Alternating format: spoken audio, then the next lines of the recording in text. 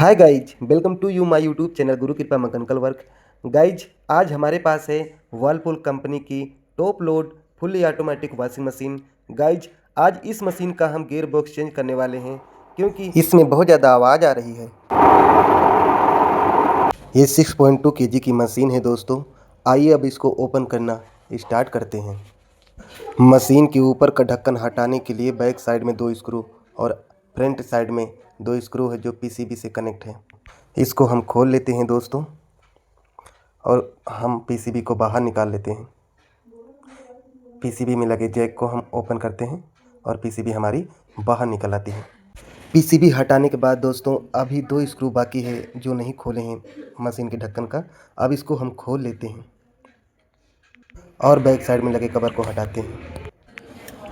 PCB से connect wiring जो हमारे मोटर के लिए है और ड्रेन मोटर के लिए है, जो कि टाई बेल्ट से बंधी हुई है, हम वायर कटर के माध्यम से टाई बेल्ट को काट लेते हैं और कनेक्शन वायर को फ्री कर लेते हैं दोस्तों। और कपिस्टर में लगे थिम्बल को हम हटा लेते हैं। इधर ड्रेन मोटर का जैक हम निकालते हैं दोस्तों। थोड़ा प्रॉब्लम करता है, थोड़ा ये टाइट होता है, हार्ड होता है, पर निकल आता है। और वाटर प्रेशर सेंसर की ये पाइप है, इसे भी हम निकाल देते हैं दोस्तों।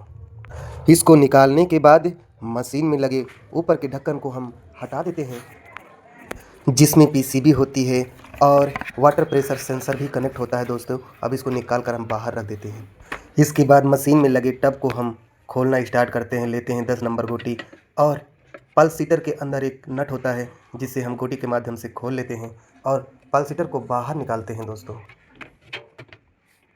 अब ड्रम को मशीन के बॉडी से बाहर निकालना है। इसको निकालने के लिए इसमें 4 लैग लगे होते हैं जो सस्पेंसर रोड होता है और इस रोड पर ऊपरी सतह पर लॉक लगा होता है। इस लॉक को नीचे दबाकर और फिर इस होल के माध्यम से हम बाहर निकालते हैं। ऐसे ही चारों लैग को, चारों सस्पेंसर रोड को हम फ्री कर लेते हैं दोस्तों और ड्रम को बॉडी से बाहर निकालते हैं। अब ड्रम को पलट लेते हैं और गियर बॉक्स और मोटर की पुल्ली से बेल्ट को बाहर निकाल लेते हैं और लेते हैं 13 नंबर की गोटी। पुल्ली के नट को खोल लेते हैं। पुल्ली के नट खोलने के बाद पुल्ली को हम दोनों हाथों से पकड़ते हैं और लूज करते हैं। धीरे धीरे ऊपर को खींचते हैं और पुल्ली निकल आती है। और 13 नंबर की ही गोटी से हम मोटर के नट को खोल लेते हैं। मोटर को निकाल कर बाहर रख देते हैं दोस्तों। इसके बाद ड्रेन वाल पाइप को हम पेचकस के माध्यम से इसके पेंच खोल लेते हैं और ड्रेन वाल को फ्री कर देते हैं। और इधर के सारे पेच और नट खोलने के बाद हम फिर से ड्राम को सीधा करते हैं। इधर ड्राम में लगी स्टार हब को खोलने के लिए हम 10 नंबर गोटी का इस्तेमाल करते हैं और ड्राम में लगे नट को 10 नंबर गोटी के माध्यम से धीरे धीरे खोल लेते हैं। नट खुलने के बाद भी ये टब बाहर नहीं निकलता है क्योंकि इसमें बहुत ज़्यादा जंग लगा होता है। तो हम ग्लेंडर लेते हैं और ग्लेंडर के माध्यम से इस स्टार हब को काटते हैं।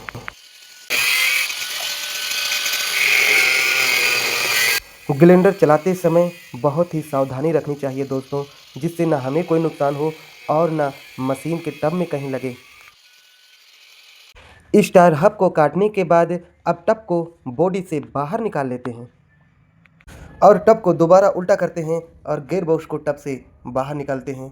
थोड़ा खींचना पड़ता है, निकल आता है। ये हमारा टब बहुत ज़्यादा गंदा होता है दोस्तों, इसके लिए हम टब को बाथरूम में ले जाते हैं और बाथरूम में ले जाकर वहाँ पर अच्छे से इसकी सफाई करते हैं।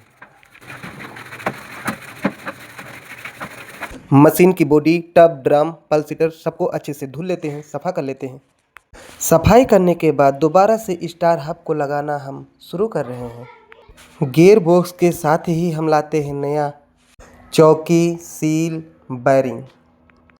गियर बॉक्स से रिलेटेड सारे पार्टों को हम नया एक्सचेंज कर देते हैं। चौकी पर लगे सील पर हम अच्छे से फेविबॉन्ड लगा देते हैं ताकि दोबारा से पानी लीकेज ना हो और हमारे गियर बॉक्स पर पानी ना आए, जिससे हमारा गियर बॉक्स दोबारा ख़राब ना हो। फेविबॉन्ड लगाने के बाद चौकी को टब के बैक साइड अच्छे से फिट कर देते हैं। इसके बाद गियर बॉक्स को लगा के बेस को नट से अच्छे से टाइट कर देते हैं। गियर बॉक्स में लगे स्प्रिंग को हम अच्छे से बिठा लेते हैं। इसके लिए लेते हैं टेस्टर और टेस्टर के माध्यम से धीरे धीरे स्प्रिंग को नीचे साइड ले जाते हैं और इसके नीचे खांचे में फंसा देते हैं। ये टाइट हो गई दोस्तों। अब लेते हैं गियर बॉक्स के ऊपर का कैप और इसे भी हम अच्छे से फंसा देते हैं। इसके लॉक को अच्छे से बिठा लेते हैं और इसके ऊपर का ढक्कन है जिसे हम अच्छे से बिठा देते हैं। इसके लॉक चारों तरफ होते हैं और चारों तरफ हम लॉक को फंसा देते हैं और ये फिट हो गया दोस्तों। इसे फिट करने के बाद हम गरारी में अच्छे से ग्रीस लगा देते हैं और इसके ऊपर लगी पुल्ली को हम दोबारा से इसमें बिठा देते हैं दोस्तों। पुल्ली का नट 13 नंबर गोटी से अच्छे से टाइट कर देते हैं। पुल्ली को पकड़ के नचा कर देखते हैं दोस्तों कि हमारा गियर बॉक्स अच्छे से काम कर रहा है कि नहीं। अब गियर बॉक्स अच्छे से चल रहा है, एकदम फ्री चल रहा है दोस्तों। थोड़ा ग्रीस और लगा देते हैं हम इसके क्लच ब्रेक पे। अब ड्रेन मोटर को बेस में दोबारा से फिट कर देते हैं। इसके स्क्रू टाइट कर देते हैं, अच्छे से लगा देते हैं। इसके बाद ड्रेन वाल पाइप को भी लगा देते हैं। इसके भी पेंच अच्छे से टाइट कर देते हैं। अब गियर बॉक्स और मोटर की पुल्ली पर बेल्ट चढ़ा देते हैं। अब ड्राम को बॉडी में फिट कर देते हैं और पीसीबी की वायरिंग कर देते हैं। पीसीबी से कनेक्ट मशीन की मोटर और ड्रिल मोटर दोनों का जैक लगा देते हैं। वायरिंग कंप्लीट करने के बाद मशीन को हम चलाते हैं और हमारी मशीन चलने लगती है दोस्तों। बिल्कुल इको फ्रेंडली चल रही है, अब कोई आवाज़ नहीं आ रही है। ये जानकारी आपको अच्छी लगी हो तो चैनल को सब्सक्राइब करें, शेयर करें, लाइक करें और कमेंट में अपनी राय दें। थैंक यू दोस्तों।